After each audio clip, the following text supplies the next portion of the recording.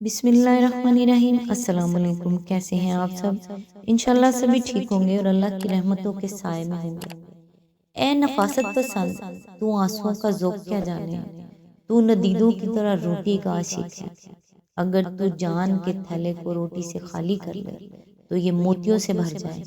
جو لقمہ انسان کی جان میں نور اور کمال بڑھاتا ہے وہ حلال کمائی سے حاصل کیا ہوا ہوتا ہے۔ حلال لقمے سے علم اور دانائی پیدا ہوتی ہے، عشق سے دل کی نرمی پیدا ہوتی ہے۔ جب تو دیکھے لقمے سے حسد، مکر، جہل اور غفلت پیدا ہو رہی ہے تو اس کو حرام سمجھ، لقمہ بیج ہے اور اس کا پھل خیالات ہے۔ حلال لقمہ منہ میں آنے سے عبادت کا رجحان اور آخرت میں جانے کا پختہ ارادہ پیدا ہوتا ہے۔ اس سے حضوری حاصل ہوتی ہے، دل اور آنکھوں میں نور پیدا ہوتا ہے۔ آج انشاءاللہ سورۃ الاعراف کی آیت نمبر 111 سے سٹارٹ کریں گے۔ اعوذ باللہ من الشیطان الرجیم، بسم اللہ الرحمن الرحیم۔ پھر ان سب نے فرعون کو مشورہ دیا کہ اسے اور اس کے بھائی کو انتظار میں رکھیے اور تمام شہروں میں ہر کاریں بھیج دیجیے۔ آیت نمبر 112 کہ ہر ماہر فن جادوگر کو آپ کے پاس لے آئیں۔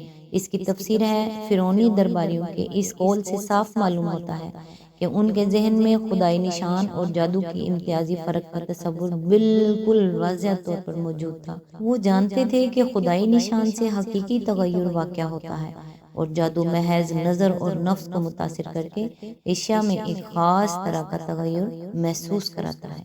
اسی بنا پر انہوں نے حضرت موسیٰ علیہ السلام کے دعوی رسالت کو رد کرنے کے لیے کہا کہ یہ شخص جادوگر ہے، یعنی عصا حقیقت میں سانپ نہیں بن گیا کہ اسے خدائی نشان مانا جائے، بلکہ صرف ہمیں ایسا اور ان کے ذریعے سے لاٹھیوں اور رسیوں کو سانپوں میں تبدیل کر کے لوگوں کو دکھا دیا جائے تاکہ عامت الناس کے دلوں میں اس پیغمبرانہ معجزے سے جو ہیبت بیٹھ گئی ہے وہ اگر بالکل یا دور نہ ہو تو کم از کم شک ہی میں تبدیل ہو جائے۔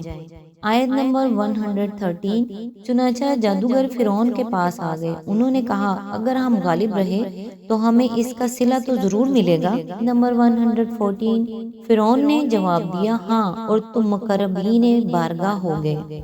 آیت نمبر 115 پھر انہوں نے موسیٰ علیہ السلام سے کہا تم پھینکتے ہو یا ہم پھینکیں؟ آیت نمبر 116 موسیٰ علیہ السلام نے جواب دیا تم ہی پھینکو۔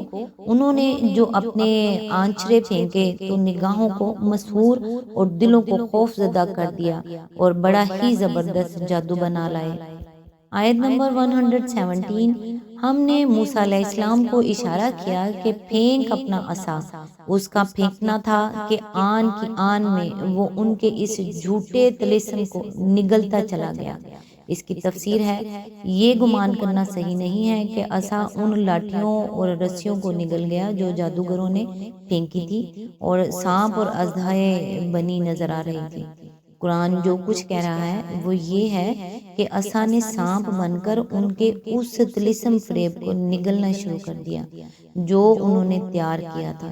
اس کا صاف مطلب یہ معلوم ہوتا ہے کہ یہ سانپ جدھر جدھر گیا وہاں سے جادو کا وہ اثر کافور ہوتا چلا گیا، جس کی بدولت لاٹھیاں اور رسیاں سانپوں کی طرح لہراتی نظر آتی تھی اور اس کی ایک ہی گردش میں جادوگروں کی ہر لاٹھی لاٹھی اور ہر رسی رسی بن کر رہ گئی۔ مزید تشریح کے لیے ملاحظہ ہو سورۃ طٰہٰ حاشیہ نمبر 42۔ آیت نمبر 118 اس طرح جو حق تھا وہ حق ثابت ہوا اور جو کچھ انہوں نے بنا رکھا تھا وہ باطل ہو کر رہ گیا۔ آیت نمبر 119 فرعون اور اس کے ساتھی میدان مقابلہ میں مغلوب ہوئے اور فتح مند ہونے کے بجائے الٹے ذلیل ہو گئے۔ آیت نمبر 120 اور جادوگروں کا حال یہ ہوا کہ گویا کسی چیز نے اندر سے انہیں سجدے میں گرا دیا۔ آیت نمبر 121 کہنے لگے ہم نے مان لیا رب العالمین کو۔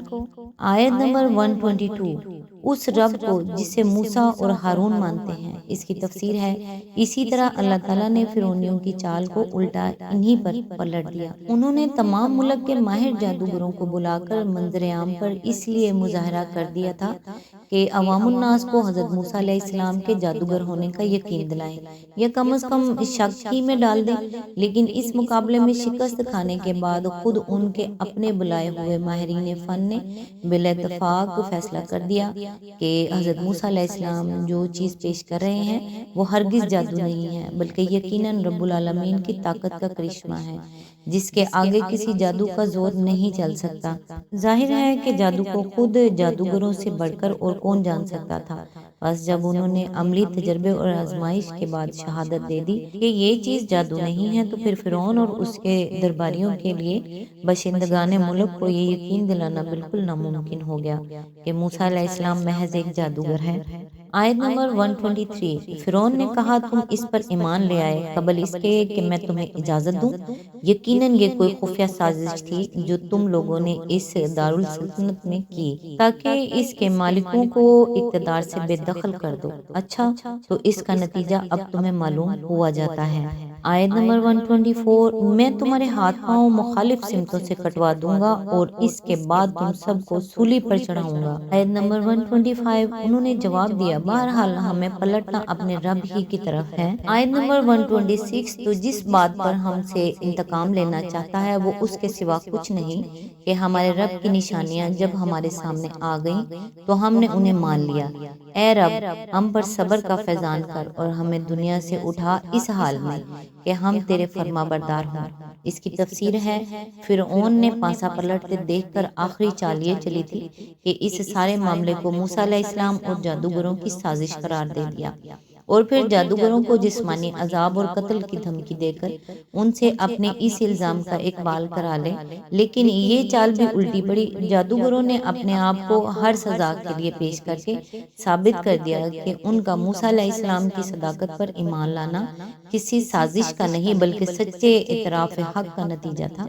اب اس کے لیے کوئی چارہ کار اس کے سوا باقی نہ رہا کہ حق اور انصاف کا ڈھونگ جو وہ رچانا چاہتا تھا اسے چھوڑ کر صاف صاف ظلم و ستم شروع کر دے۔ اس مقام پر یہ بات بھی دیکھنے کے قابل ہے کہ چند لمحوں کے اندر ایمان نے ان جادوگروں کی سیرت میں کتنا بڑا انقلاب پیدا کر دیا۔ ابھی تھوڑی دیر پہلے انہی جادوگروں کی دنایت کا یہ حال تھا کہ اپنے دین آبائی کی نصرت و حمایت کے لیے گھروں سے چل کر آئے تھے اور فرعون سے پوچھ رہے تھے کہ اگر ہم نے اپنے مذہب کو موسیٰ علیہ السلام کے حملے سے بچا لیا تو سرکار سے ہمیں انعام تو ملے گا نا؟ یا اب جو نعمت ایمان نصیب ہوئی تو انہی کے حق پرستی اور اولو العزمی اس حد کو پہنچ گئی کہ تھوڑی دیر پہلے جس بادشاہ کے آگے لالچ کے مارے بچھے جا رہے تھے اب اس کی کبریائی اور اس کی جبروت کو ٹھوکر مار رہے ہیں اور ان بدترین سزاؤں کو بھگتنے کے لیے تیار ہیں جن کی دھمکی وہ دے رہا ہے، مگر اس حق کو چھوڑنے کے لیے تیار نہیں ہے جس کی صداقت ان پر کھل چکی ہے۔ آیت نمبر 127، فرعون سے اس کی قوم کے سرداروں نے کہا کیا تو موسیٰ علیہ السلام اور اس کی قوم کو یوں ہی چھوڑ دے گا کہ ملک میں فساد پھیلائیں اور وہ تیری اور تیرے معبودوں کی بندگی چھوڑ بیٹھے؟ فرعون نے جواب دیا میں ان کے بیٹوں کو قتل کراؤں گا اور ان کی عورتوں کو جیتا رہنے دوں گا، ہمارے اقتدار کی گرفت ان پر مضبوط ہے۔ اس کی تفسیر ہے، واضح رہے کہ ایک دور ستم وہ تھا جو حضرت موسیٰ علیہ السلام کی پیدائش سے پہلے رامسیس ثانی کے زمانے میں جاری ہوا تھا اور دوسرا دور ستم یہ ہے جو حضرت موسیٰ علیہ السلام کی بعثت کے بعد شروع ہوا۔ دونوں میں یہ بات مشترک ہے کہ بنی اسرائیل کے بیٹوں کو قتل کرایا گیا اور ان کی بیٹیوں کو جیتا چھوڑ دیا گیا تاکہ بتدریج ان کی نسل کا خاتمہ ہو جائے اور یہ قوم دوسری قوموں میں گم ہو کر رہ جائے۔ غالباً اسی دور کا ہے وہ خطبہ جو سن 1896 میں قدیم مصری آثار کی کھدائی کے دوران ملا تھا اور جس میں یہی فرعون منفتح اپنے کارناموں اور فتوحات کا ذکر کرنے کے بعد لکھتا ہے کہ اور اسرائیل کو مٹا دیا گیا، اس کا بیج تک باقی نہیں۔ مزید تفصیل کے لیے ملاحظہ ہو سورہ المومن آیت 25۔ آیت نمبر 128، موسیٰ علیہ السلام نے اپنی قوم سے کہا اللہ سے مدد مانگو اور صبر کرو، زمین اللہ کی ہے، اپنے بندوں میں سے جس کو چاہتا ہے اس کا وارث بنا دیتا ہے اور آخری کامیابی انہی کے لیے جو اس سے ڈرتے ہوئے کام کریں۔ آیت نمبر 129، اس کی قوم کے لوگوں نے کہا تیرے آنے سے پہلے بھی ہم ستائے جاتے تھے اور اب تیرے آنے پر بھی ستائے جا رہے ہیں، اس نے جواب دیا، قریب ہے وہ وقت کہ تمہارا رب تمہارے دشمن کو ہلاک کر دے اور تم کو زمین میں خلیفہ بنائے، پھر دیکھیں کہ تم کیسے عمل کرتے ہو۔ آج تک کے لیے بس اتنا ہی، نیکسٹ انشاءاللہ آیت نمبر 130 سے سٹارٹ کریں گے۔ تب تک کے لیے دعاؤں میں یاد رکھیے گا۔ اللہ حافظ۔